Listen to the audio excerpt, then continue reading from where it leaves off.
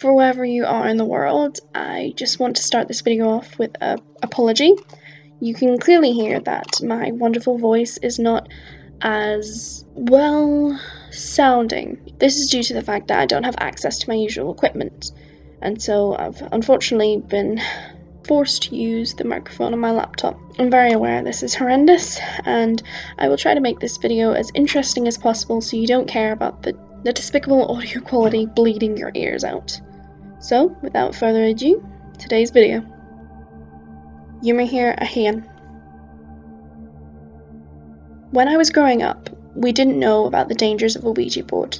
In fact, it was often left as a Christmas gift under our tree.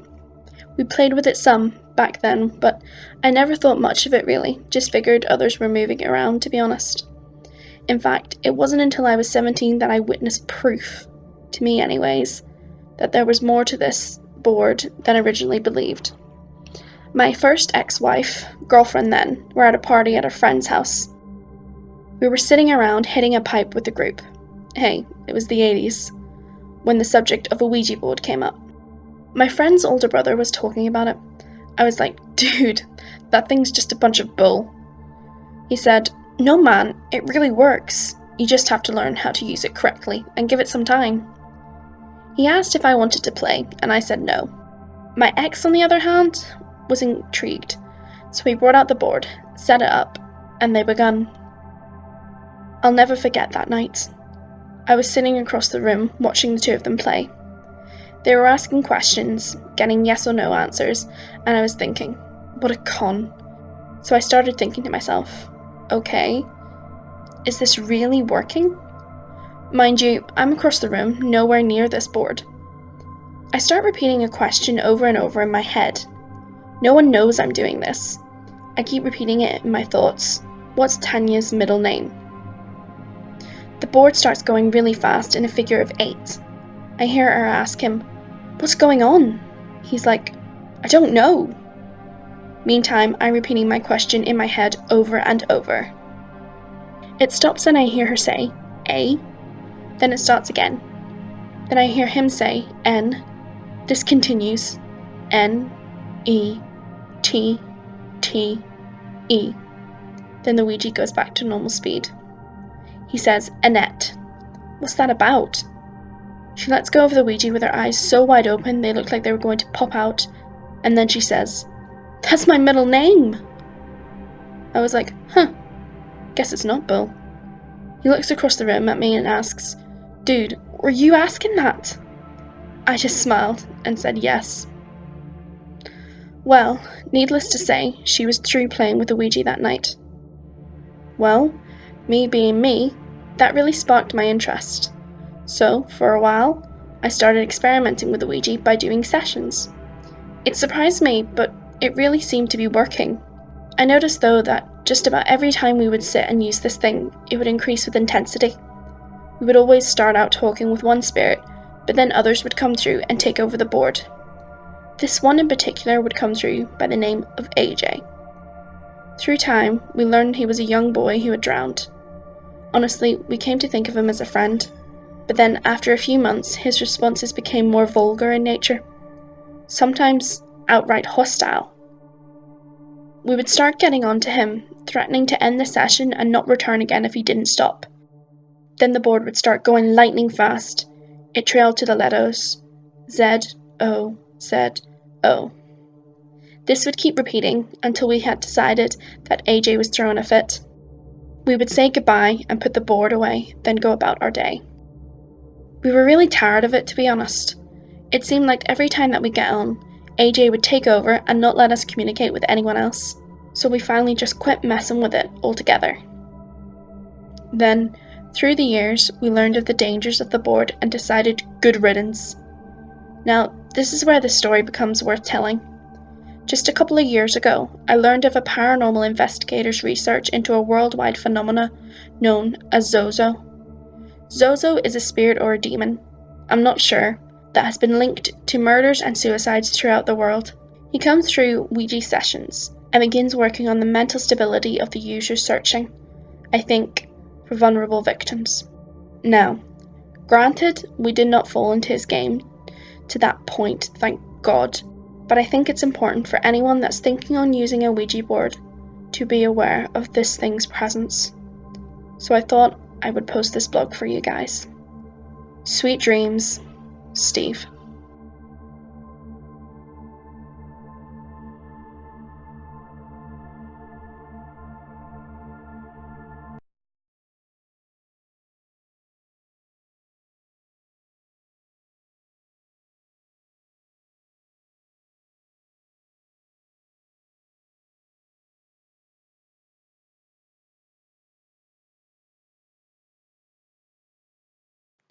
Ymir a Joe. My story takes place in Milan, Italy. It's called the Duomo. I was in Milan on Sunday with a group of high schoolers. I didn't particularly want to go in, but a few of the other kids in the group thought the Last Supper painting was in there. Turns out it wasn't, but we went in to look for it during Mass. The building is enormous. When you walk through the front door, you can see just how large it is. As soon as I stepped inside, it was exactly like a heavy woolen blanket was thrown over me. I felt weighed down. I looked down the middle of the building. It was dark and smoky. The priests were doing Mass.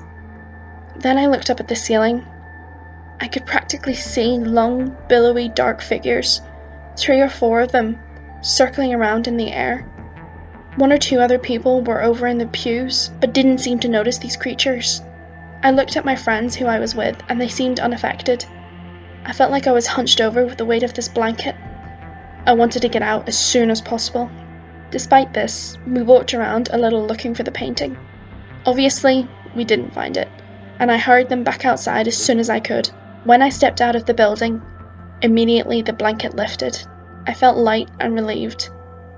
I don't know what went on in that cathedral, past or present, but something dark was in there.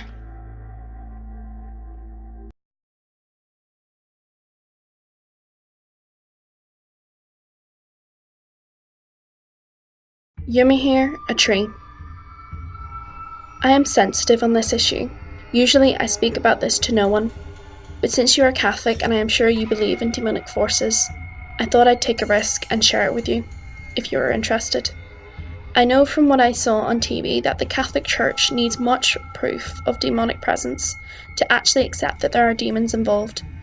So I don't know how you will react to my story, but here it is.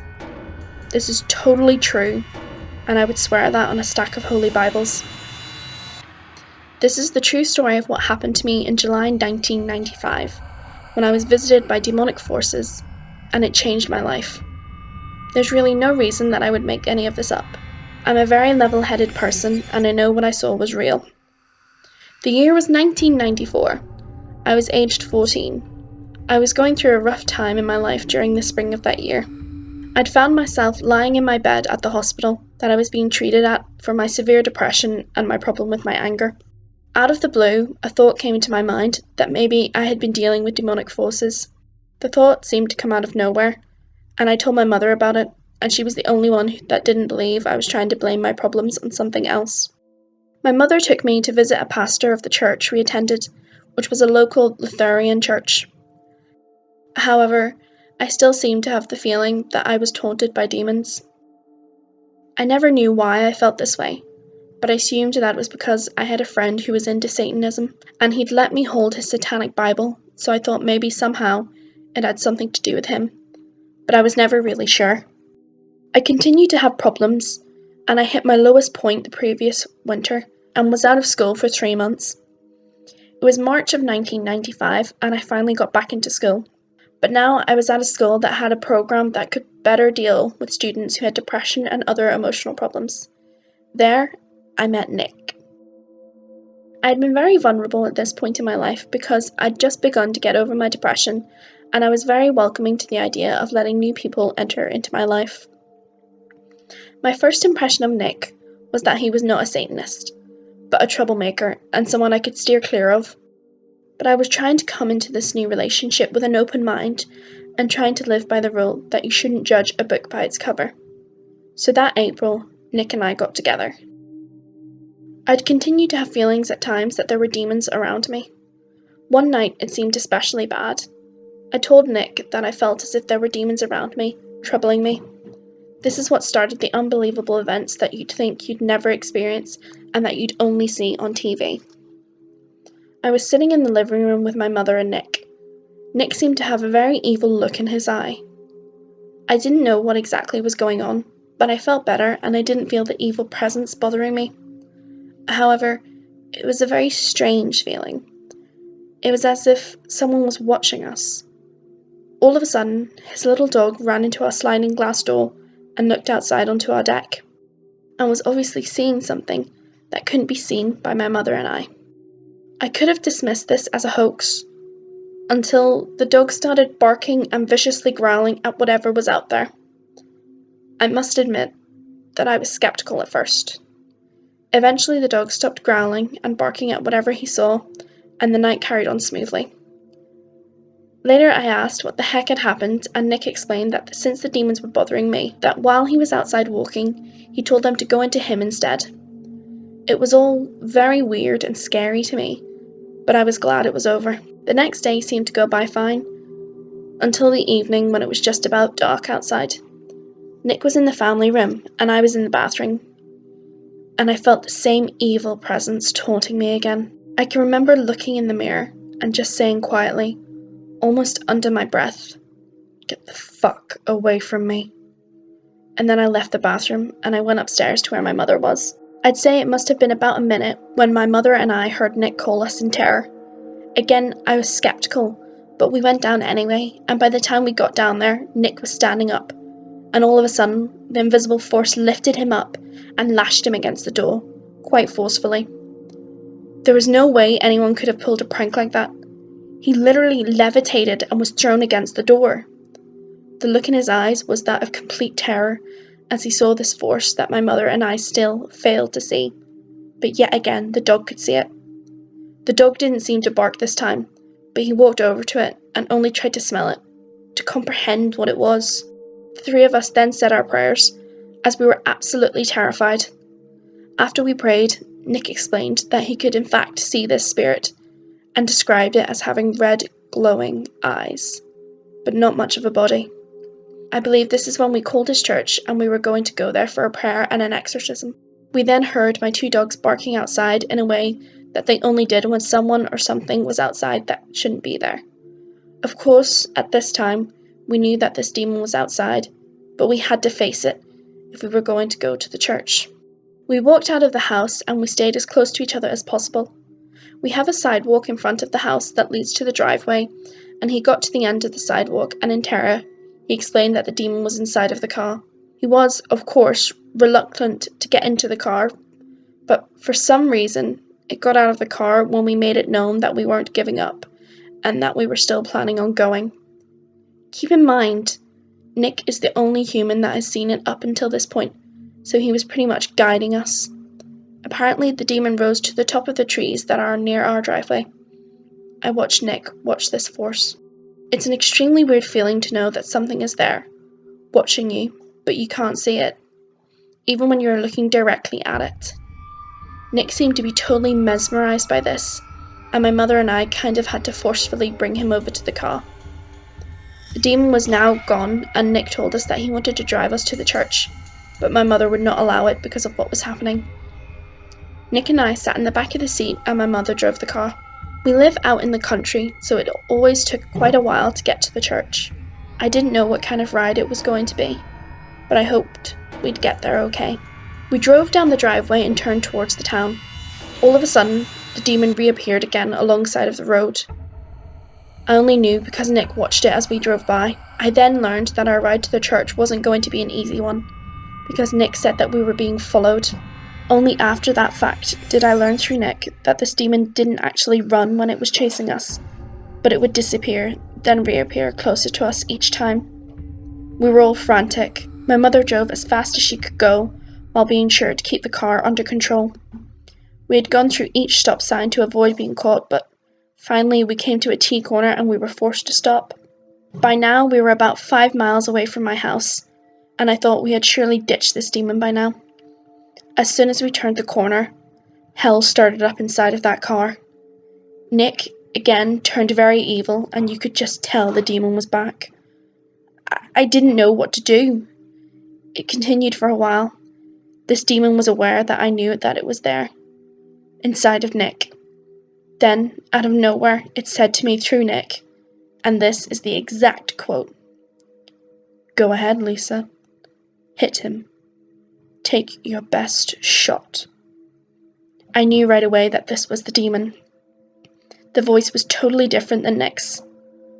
I know there's a way to fake your voice, but there's no way someone could fake their voice to this extreme. It was higher in pitch than Nick's actual voice, and it had a very sarcastic and cocky tone to it. I would possibly compare it to a small, young teenage boy around the age of 15 or 16. I don't remember if I said anything back, but I know I didn't hit him. Our ride continued, and it seemed like it was taking an eternity. I hated riding in the back seat with this monster. Finally, we came to a road that was busy, but there weren't many cars out since it was getting late at night. Nick brought both of his hands up near his temples and appeared to be pulling on something. I didn't know what was going on, so I brought his arms down, but he insisted on doing what he was doing, so again he brought his hands onto his temples and pulled again. It was an extremely weird sight. When his hands got about 1 foot away from his head, he turned his hands towards the window like he was going to throw something out. He appeared to push and push, but it simply wouldn't go out the window. It was right on the edge, as if it were holding onto the glass. I could see he was struggling, and by this time, I knew what was going on. I put my hands on his and helped him push. It did take some pressure, but not much, and it was gone. It was something that I knew I needed to do. I did it without thinking and without any hesitation. Immediately, Nick slumped in the seat, and it was like he was just waking up from being asleep. Later I learned that at that time I moved over to push his hands out the window. He saw the figure of white light pushing, but at the same time, I only saw myself. I believe that this could be the reason it was so easy to push this demon out of the car. It wasn't just me pushing. I believe that I had some help from God himself. I then asked him if he was alright, and he said that he was, and we continued on. But as I recall, Nick didn't say much, if anything at all. I knew that this wasn't over by any means. We got to a railroad crossing and the lights were flashing at it, but there were no trains in sight and no railroad cars sitting near the crossing to cause the lights to be flashing. I somehow knew this was part of the game. It was one of those things you just know. I told my mother to go and pay no attention to the flashing lights. So far, this was the only thing that I saw with my own eyes. Of course, I saw what was happening to Nick, but I couldn't actually see the demon itself. We continued on our way to the church. I can remember my mother praying out loud, which was something we never did in my family. Eventually, we got to the church, and Nick said that we were okay now, and that the demons could not come to the church property. For the first time all night long, I actually felt a sense of ease. I remember sitting in there alone with him, and he was alert, but seemed fine. I remember being in despair. I was at a loss for ideas as to what we were going to do. My mother was in another room with the pastor and another man, telling them what had happened, and it seemed like she was never going to come out. But that was okay, because as long as we were in the church, we were safe. Eventually they came in, and they prayed for and with Nick, and it seemed to strengthen him. By the time we left, we all felt more in control of the situation, and that we could handle it. We decided we didn't want to go home right away, so we went to the nearby Taco Bell to get something to eat. I remember we were sitting in the drive-thru, and all of a sudden, the car started to stall, and the interior lights started to flicker. We hadn't had any problems with the car the entire time we owned it, so it was very scary, of course. I remember being worried that we would get stranded, and that we wouldn't get back to the house. But my mother reassured me that we would be alright and we'd make it. We decided to come home from town a different way than we had gone on our way in. We had gotten about a mile away from the corner where which we would turn and go to our house, when all of a sudden Nick tells us that they were back. Just when I thought everything was finally going to be back to normal, he says that they were back, only now there was 3 of them. He told us that he could see 3 sets of glowing red eyes at the corner, just waiting for us to come home. When we got to the corner, I asked Nick if they were still there, and he told me no, that they had left the corner and that they were back at the house, waiting for us. I'll never forget what it felt like. It was a sense of not being safe anywhere. I remember thinking how I'd always come home to my house where I could be safe from the world. But now, I couldn't even do that anymore. We decided that we were not going back to that house. We turned right instead of left and we were going back to the church. We got down 2 miles and Nick said we needed to go back to the house. He said he did not want to leave Joy, his dog, there. Reluctantly, we turned around and headed back. We drove about a mile when we decided to stop and read some prayers from the small booklets that we had gotten in the church. Again, the lights in the car dimmed and flickered, as if someone didn't want us to be reading those prayers. I must admit that I was scared, and I didn't want to go back ever again. I was certain that the only escape would be to sell the house and move far away. We got back to the house and everything seemed to be fine. There was no sign of any of the demons. Nick said that he knew they were there, but they were hiding. Somehow, we went upstairs to my bedroom. He said that he had to find the source. He then went to the poster I had hanging up of the alternative band, Nirvana, whose lead singer, Kurt Cobain, committed suicide the previous year. Nick grabbed the top of the poster as to take it down when all of a sudden he was forcefully pushed away from the wall and onto my bed. In this poster, Kurt was wearing a large pair of sunglasses, and apparently the demon was hiding behind this poster, with its eyes hidden behind those sunglasses. I couldn't believe that a harmless poster was actually a hiding place for this evil spirit. The wall now had red splatter marks where this poster had previously hung. Could it have been blood? I could not find any other explanation. We took the remains of that poster outside to where we had a burning barrel, and Nick tried to throw it in the barrel to burn in the fire the next day, but apparently the force was fighting him and he couldn't get it in. I told him to give it to me and I would throw it in, which was exactly what I did. We came back into the house and attempted to find anything else that could be considered demonic. It was then that Nick remembered a Nintendo game that he had played that had demon-like characters in it. We took the game and put it in a shoebox, and we went out to the burning barrel to throw this game in.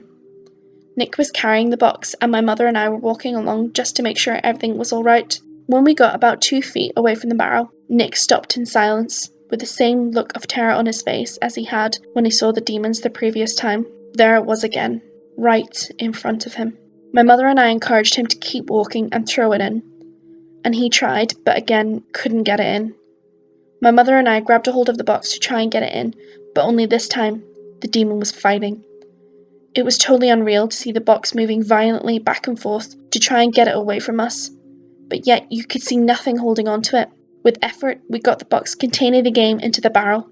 It took the same amount of strength to get the box into the barrel as it did when I pushed the demon out of the car window. It wasn't much, but it did take some effort. I can't remember if the box remained inside of the barrel or if it was thrown out again, but it didn't matter. We'd had enough for one day.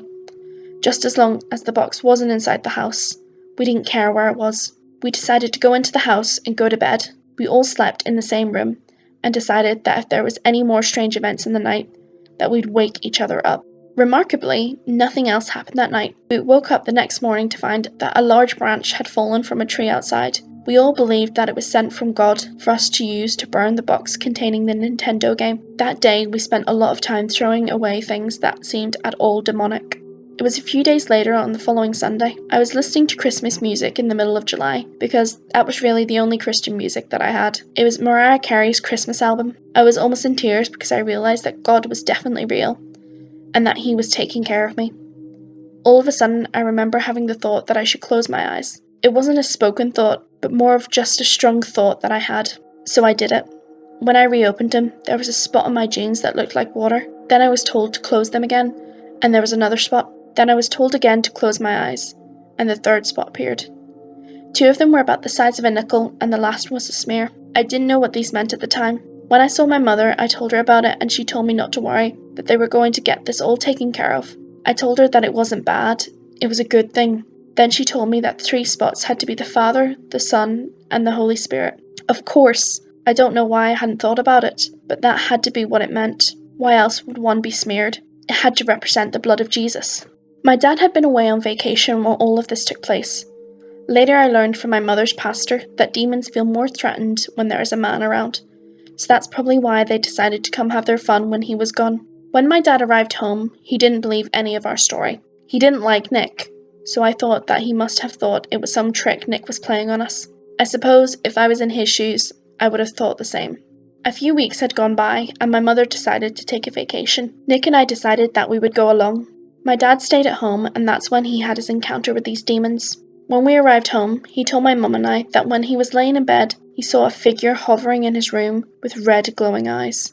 He claims to not have been scared and said that he simply rolled over and tried to go back to sleep. He told us that the whole light would keep turning on and that he had to shut it off several times, along with the water turning on in the sink, and that he heard a hammering sound as if someone was hammering on the side of the shed or walking on our front porch. Meanwhile, he continued to lay in bed and then he heard footsteps walking on the deck. It seemed like a childish attention-seeking game. When these demons got no reaction to the things that they did that night, they then started the engine in my dad's truck, while the keys were hanging on the keyring.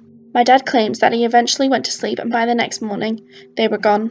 I didn't witness any of this, but I can't see any reason that my dad would make this up, after he himself claimed that he didn't believe our story about the demon night we experienced. I still continued to throw things away whenever I found something that I considered to be demonic in the slightest. I can remember one day when I went to throw something in the burning barrel. I think it may have been a cassette tape. I remember yelling out loud, something to the effect of, "There! How do you like that?" Then immediately after that, I heard 3 knocking sounds. It seemed like the sound of 2 hollow trees knocking together 3 times in a row on a very still, mild afternoon. Immediately I took the note of there being 3 sounds and I knew that it represented our 3 guests that we'd had. But I wasn't scared at all. I felt that I had won a fight, and I felt powerful to know that they kept their distance from me, and that they could not stop me from throwing these things away. I had a feeling that they might still be around, but I was pretty sure that they were just watching instead of playing their games. Over the years, my memory has faded a little bit, so I probably left out some of the details.